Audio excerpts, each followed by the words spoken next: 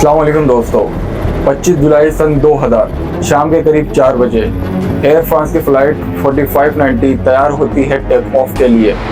ये plane Paris से New York जा रहा है, लेकिन ये कोई आम पैसेंजर फ्लाइट नहीं है, बल्कि ये एक ऐसा एरोप्लेन है जो साउंड की भी डबल स्पीड से ट्रेवल करता है, यानी 2169 किलोमीटर पर आवर। यानी इसकी स्पीड कंपेयर कर सकते हो गन से निकली गोली से। और जो नॉर्मल पैसेंजर फ्लाइट होती है वो पेरिस से न्यूयॉर्क जाने में 8.5 घंटे का सफ़र तय करना होता है। एक और ख़ास बात यह है, ये प्लेन अमीर लोगों से भरी पड़ी है। इस प्लेन में ट्रेवल करना स्टेटस सिंबल कंसिडर किया जाता है। ये कोई ऐसी चीज़ नहीं जिसमें आम आदमी ट्रेवल कर सके, क्योंकि पेरिस से न्यूयॉर्क जाने की फ़्लाइट $12,000 थी, और ये मैं बात कर रहा हूँ आज से 23 साल पुरानी। अगर इन्फ्लेशन को काउंट करूं तो आज के दौर में ये $30,000 बनते हैं, और अगर इसको पाकिस्तानी रुपीस में ट्रांसफ़र करूं तो 9 लाख रुपए बनते हैं आज के दौर में। 4:40 पे ये फ़्लाइट तैयार होती है टेक ऑफ करने के लिए। जैसे ही ये एरोप्लेन रनवे पे तेज़ी से चलने लगता है, एयरपोर्ट पर एयर ट्रैफिक कंट्रोलर देखता है प्लेन के नीचे हिस्से में कुछ आग सी लगी है। ये पायलट को इन्फॉर्म करता है, लेकिन प्लेन की स्पीड ऑलरेडी बहुत तेज़ हो चुकी होती है और ये प्लेन बहुत लेट हो गया है एबॉर्ट के लिए, और अब प्लेन को रोका नहीं जा सकता। पायलट वापस एयर कंट्रोलर को बताता है। कुछ ही देर में प्लेन हवा में उड़ जाता है और आग और तेज़ी से बढ़ने लगती है, और थोड़ी ही देर में ये आग कंट्रोल से बाहर हो जाती है। प्लेन में बैठे पायलट मेंटेन करने की कोशिश करते हैं, कुछ इंजन बंद कर देते हैं। पता चलता है अब प्लेन में इतनी स्पीड नहीं बची। एयरपोर्ट के करीबी हाईवे पर जा रहे लोग अपनी गाड़ियों से प्लेन को देखते हैं, और ये लम्हे बहुत चौंका देने वाले होते हैं। कुछ ही देर में ये प्लेन पेरिस से 15 किलोमीटर दूर एक होटल पे क्रैश कर जाता है, और इस प्लेन में 100 पैसेंजर और 9 क्रू मेंबर सब मारे जाते हैं। ये प्लेन क्रैश होने के बाद लोगों को यकीन ही नहीं आता, दुनिया चौंक जाती है, कहते हैं ये कैसे हो सकता है, ये तो सबसे तेज और सेफ प्लेन है हमारा, दुनिया का सबसे टॉप क्लास एयरप्लेन कॉनकॉर्ड, ये कैसे क्रैश कर सकता है। कॉनकॉर्ड की हिस्ट्री में ये पहला और आखिरी वाकया था, ना कोई पहले कोई प्लेन क्रैश किया ना कोई बाद में। लेकिन इस क्रैश ने सुपरसोनिक प्लेन की हिस्ट्री बदल दी। सुपरसोनिक लफ्ज साउंड से रिलेटेड है। आमतौर पे जो साउंड ऑफ स्पीड होती है सी लेवल पे 1236 किलोमीटर पर आवर होती है। अब एक प्लेन जो उड़ रहा है उसकी स्पीड को 4 कैटेगरी में डिवाइड किया जाता है: subsonic, transonic, supersonic, hypersonic. In speed को रेफर किया जाता है मैक नंबर से। जो नॉर्मल प्लेन होते हैं इनकी स्पीड 900 किलोमीटर पर आवर होती है, और ये सबसोनिक की कैटेगरी में आएंगे। सुपरसोनिक की स्पीड 2160 किलोमीटर पर आवर होती है, और ये ऑलमोस्ट 2.0 मैक के बराबर है, और जो आज के प्लेन है ये मैक 0.8 के बराबर है। अगर आप जानना चाहते हो आज के दौर में सबसे तेज कौन सा एरोप्लेन उड़ता है, लॉकहेड SR-71 ब्लैकबर्ड मैक 3.3 मतलब 3500 किलोमीटर पर आवर की स्पीड से ये जहाज उड़ता है।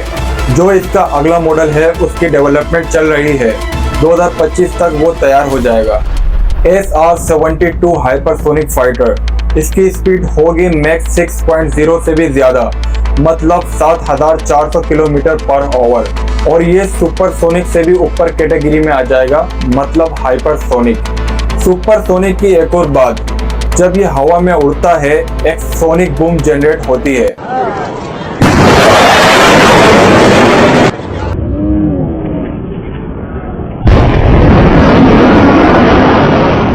एरोप्लेन हवा से भी तेज उड़ने लगा है।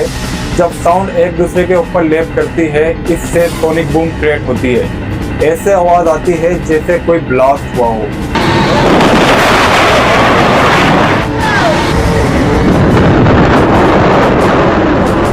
आपको लग रहा होगा ये कोई न्यू टेक्नोलॉजी है, पर ऐसा नहीं है। इंसानों ने ये टेक्नोलॉजी 1947 में ही बना ली थी।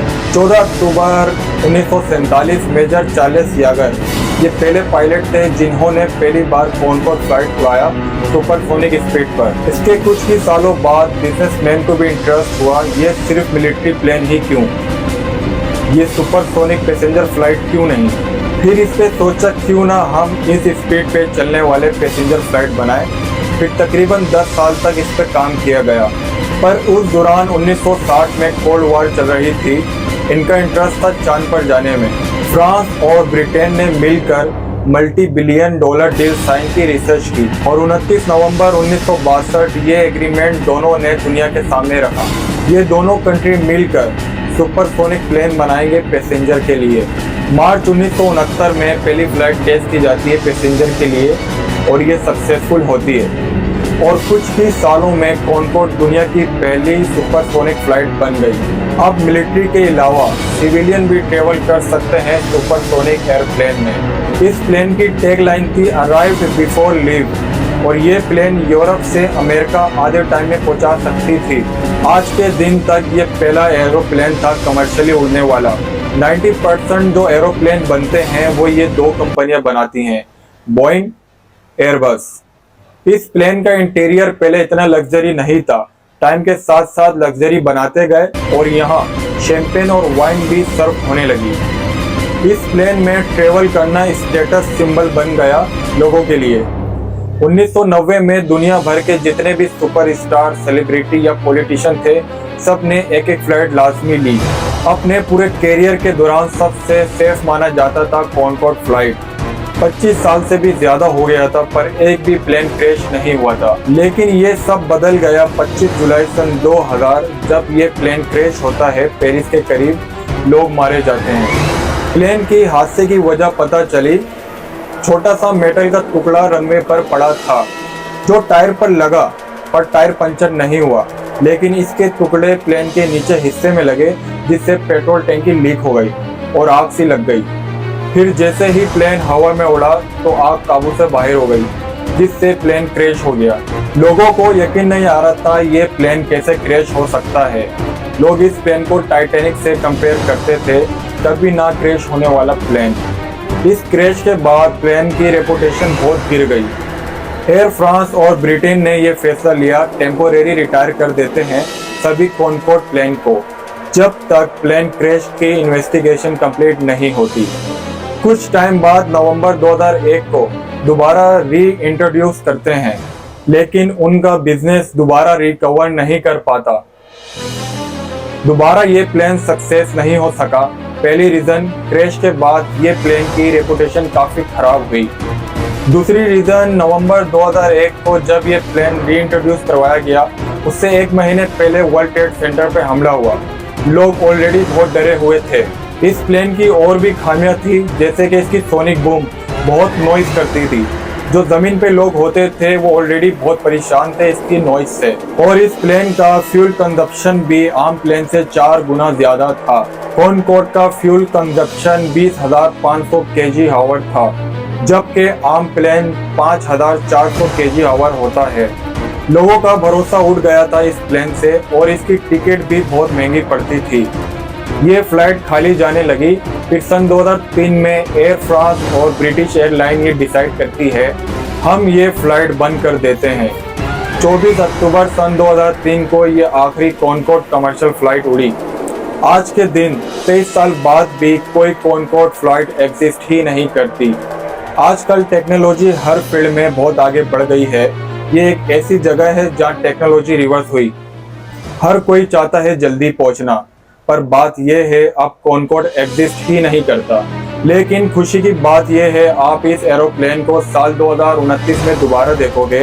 इस पे काम चल रहा है। वीडियो अच्छी लगी तो लाइक और सब्सक्राइब कर देना।